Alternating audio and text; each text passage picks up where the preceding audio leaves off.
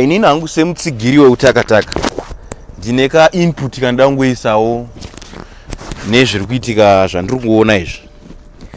Ndakatarisa posta iri ndiri kuona Roni Mudhindo nemufana uyu anonzi Obetu ari kuzviti Tongai Junior. Haundorambidzwe kuzvipa zita rababa wako kana zvaunoda. Unokwanisa kuita zvaunoda mukati mekurarama, asi vakomana munofane nzara. Vakomana munofane nzara. Nzara ndio inouraya vanhu. Ana Roni Mudhindo vane bitterness. Roni Mudhindo bitterness yake yakanyanya. Vakomana musarwadziwe zvokusvika pakuda kuparadza misha yamwana. Ndichitaura newe Roni Mudhindo. Roni Mudhindo usarwadziwe zvokuparadza musha wavaridzi. Nekuti zvenyu izvo zvokuti mabva kuSouth Africa, maguta, makota, maacha. South Africa muri kutambura futi. Muri kutamba nhamo. Muri kunhonga svosve nemuromo. Munogara murokesheni.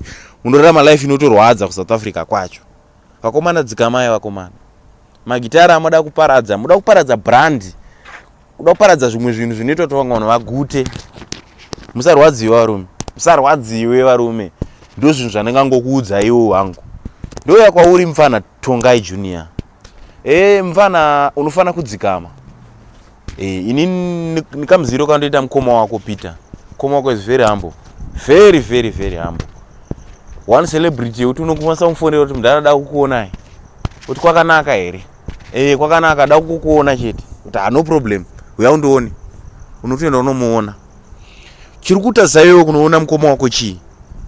Koma ndauya zokuona yezvi ndatambura kuSouth Africa, ndiri kuchera, ndiri kuita chigarden boy kuSouth Africa, ndiri kuita chigarden kuSouth Africa.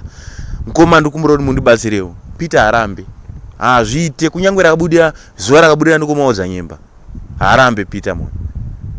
Mukoma usachengete chigumbu nemukoma wako. Ndozvinhu zvandingangokuudza.